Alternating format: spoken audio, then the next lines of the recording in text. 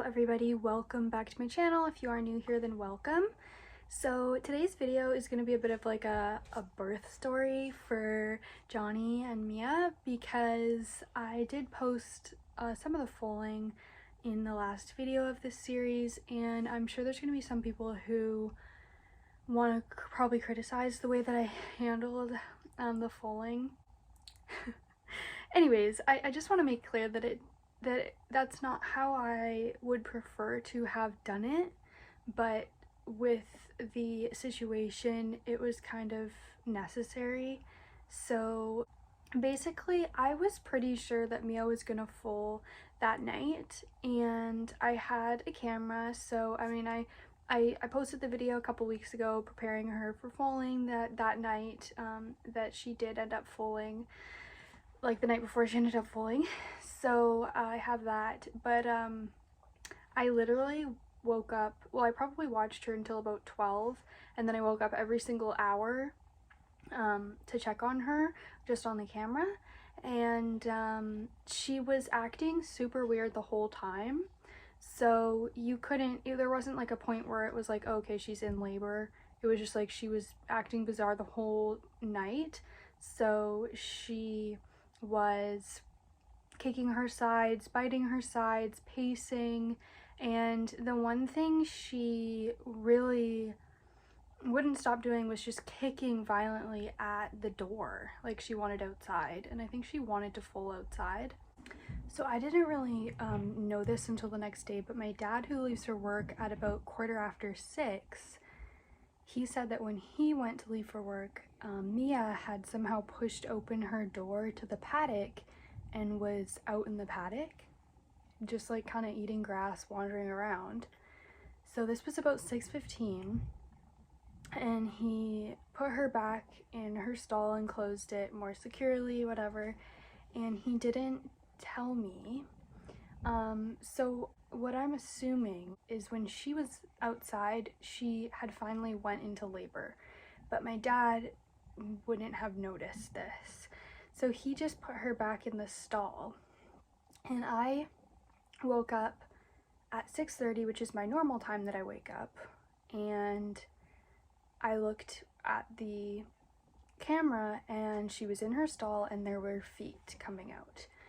So I literally ran so fast because I did not have any idea how long it had been since the water broke, because I obviously didn't see the water break. It just so happened to not be at the time when I had been watching. And so I ran out there, and that's kind of why I look a little bit like disheveled and stressed, because I literally had checked on her every hour through the night and she'd done nothing, well, other than being weird. And then all of a sudden, like, I look and there's feet coming out, and she also was not laying down. She would not lay down. She was just walking around in her stall, around and around and around.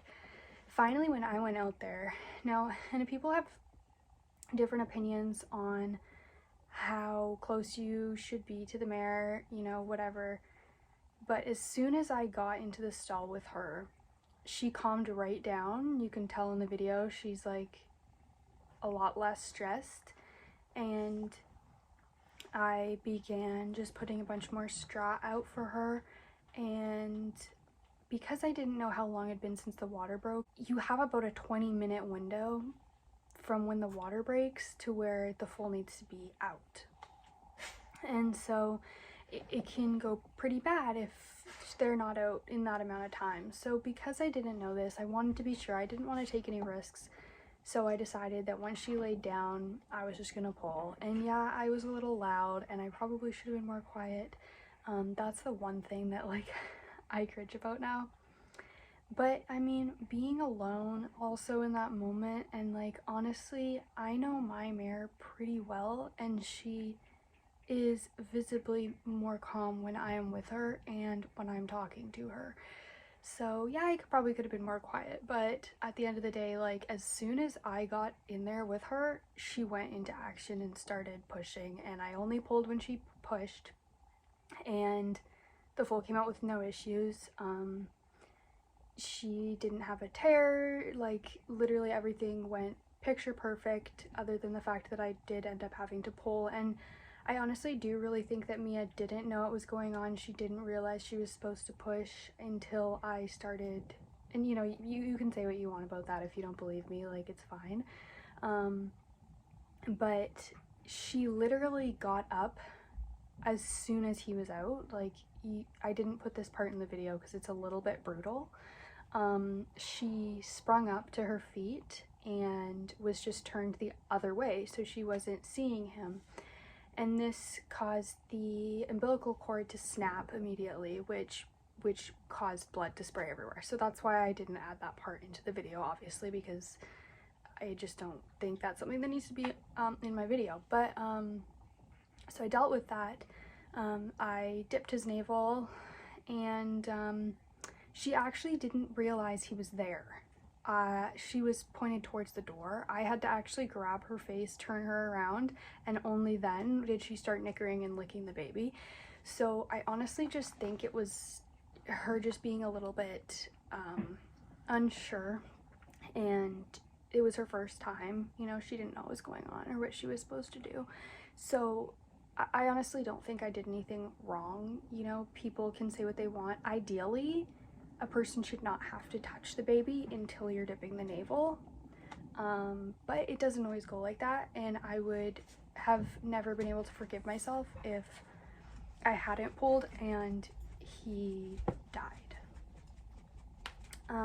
So yeah, I dipped his navel and then I just left them alone for a while to bond. She licked him off. I did grab a towel after a bit because it was quite a cool morning, so I did kind of like towel him off a bit just because he was super wet, and to clean up some of the blood.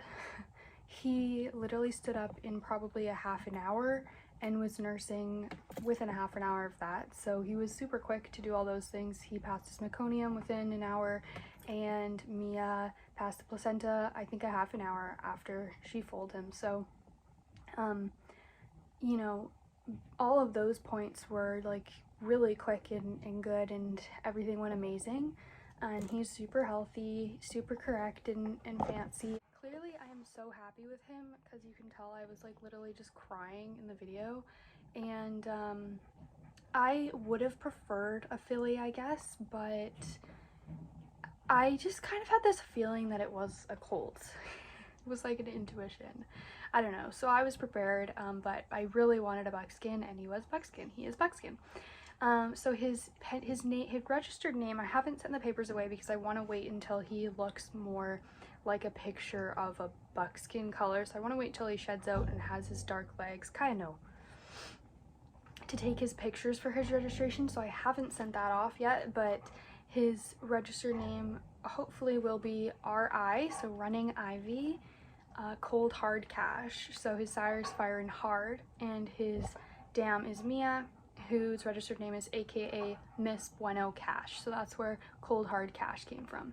And I didn't have a barn name picked out for him. I had a few on my list, but none that suited him. But my family all thought that I should name him Johnny, as in like Johnny Cash, Cold Hard Cash, Johnny Cash.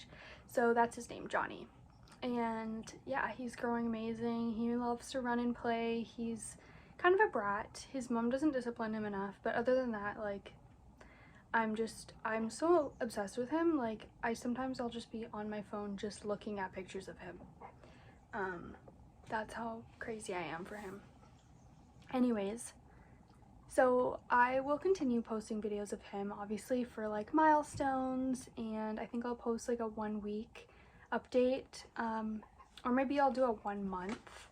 I feel like maybe that'll be more interesting. But anyways, yeah, he's growing up so fast, and I'm so glad that all of you guys stuck along on this journey, and it's not over, it's literally just beginning. So he will be a very big part of this channel from now on, and of my business, and yeah. Anyways, thank you guys so much for watching. I'll see you next time. Bye.